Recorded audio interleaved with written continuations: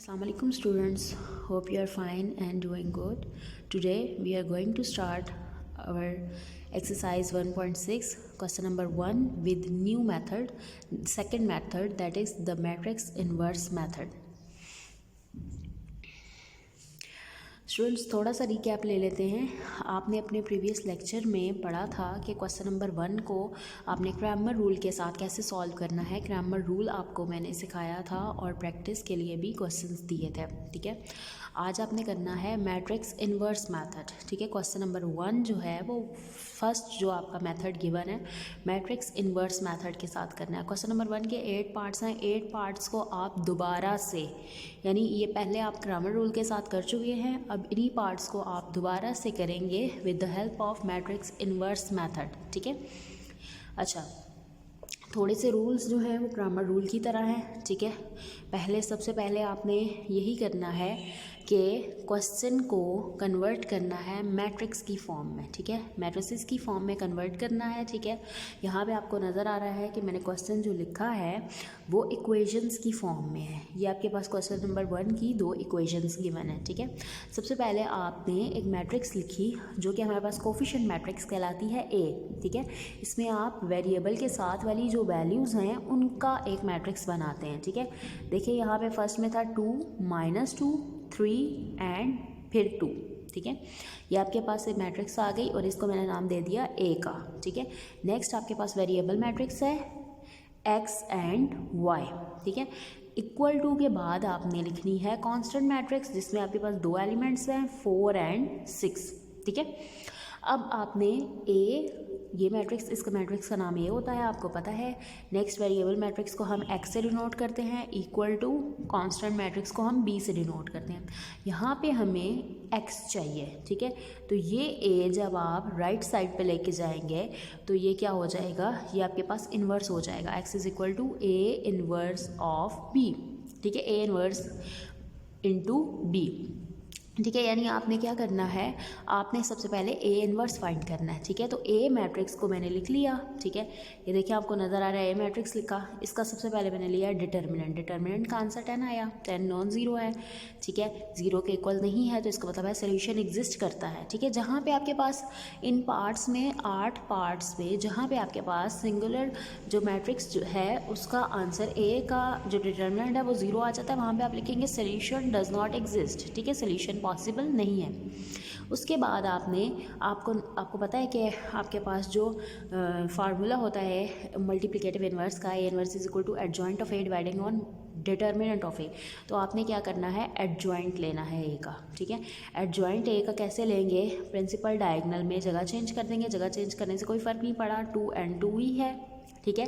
यहाँ पे जो सेकंड वाला डायगोनल है इसमें जब साइन चेंज करेंगे तो 3 के साथ माइनस आ जाएगा, ठीक है। नेक्स्ट आपने A इन्वर्स के फार्मूले में अपने डिटर्मिनेंट को और एडजॉइंट को पुट करना है, ठीक है। ये देखें आपको नज़र आ रहा है कि यहाँ पे मैंने फार्मूला A इन्वर्स का लिख दिया। अच्छा, नेक्स्ट मैंने देखें कि A इन्वर्स में एडजॉइंट ऑफ A और डिवाइड में 10 यानी डिटर्मिनेंट ऑफ A पुट कर दिया है, ठीक है।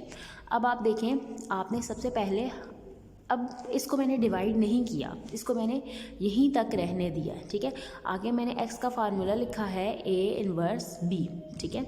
A इन्वर्स वाली वैल्यू एज इट इज़ लिखी, B वाला matrix as it is 4 and 6। सबसे पहले आप मल्टीप्लाई कर लें, ठीक है। मल्टीप्लाई करने के बाद एक आपके पास 2/2 का ऑर्डर है और एक 2/1 का ऑर्डर है। इन दोनों मैट्रिसेस को, ऊपर वाली मैट्रिसेस को मल्टीप्लाई करके फिर 10 से डिवाइड कर दें, क्योंकि फ्रैक्शन की फॉर्म में आ जाएगा। जब आप फ्रैक्शन में सॉल्व करते हैं तो थोड़ा सा आपके लिए कॉम्प्लिकेटेड होता है, थोड़ा सा मुश्किल होता है, ठीक है। तो इसलिए बेटर ऑप्शन यही है कि पहले मल्टीप्लाई कर लें फिर डिवाइड कर लें 10 से, तो ये मेथड भी वैलिड होता है, ठीक है। तो देखिए 2 4s are 8, 2 6s are 12 आ गया, ठीक है। 3 4s are 12, -12 और +2 6s are 12 आ गया। अब जब इसको आप सॉल्व करेंगे, डिवाइड में 10 एज इट इज़ है, 8 + 12 आपके पास 20 आ गया और प्लस कैंसिल होके 0 आ गया आपके पास। डिवाइड आप 10 से करेंगे, 20 को 10 से डिवाइड किया और 0 को 10 से डिवाइड किया तो आपके पास x जो है वो आया 2 and 0, ठीक है। तो x वेरिएबल, x आपके पास क्या था, वेरिएबल मैट्रिक्स थी, ठीक है। वेरिएबल मैट्रिक्स में x y आना था, ठीक है।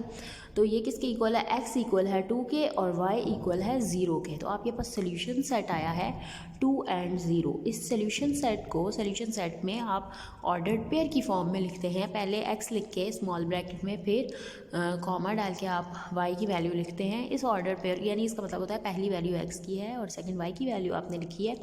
अगर इस सोल्यूशन सेट को आप गिवन इक्वेशन में पुट करेंगे तो वेरिफिकेशन हो जाएगी, यानी आपने जो क्वेश्चन किया है वो सही किया है। तो अपनी तसल्ली के लिए एक दफ़ा आपने वेरिफिकेशन भी करनी है, ठीक है। ये बिल्कुल इसी तरह के क्वेश्चंस हैं जैसे आपने एक्सरसाइज आपकी थी 6.10 थी क्लास 8th की, ठीक है।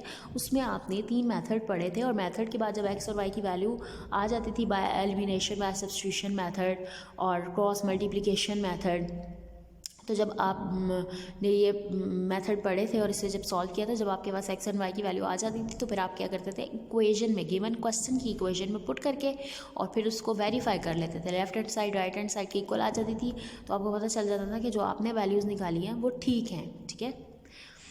अब आपका होमवर्क ये है कि आपने एक्सरसाइज 1.6 को के क्वेश्चन नंबर 1 को, जो कि आप कल के लेक्चर में कर चुके हैं ग्रामर रूल के साथ सॉल्व, वो आपने होपफुली ग्रामर रूल के साथ क्वेश्चन सॉल्व कर लिया होगा। अब आपने उसको मैट्रिक्स इन्वर्स मेथड के साथ करना है, ठीक है, यानी चेंज मेथड के साथ करना है। और फिर आपने ये देखना है कि कोई मैट्रिक्स ऐसी भी है कोई ऐसा भी क्वेश्चन है जिसका सोल्यूशन एग्जिस्ट नहीं करता, ठीक है। ये क्वेश्चंस आपने अपनी नीट शीट्स के ऊपर सॉल्व करने हैं। थैंक यू स्टूडेंट्स, अल्लाह हाफ़िज़।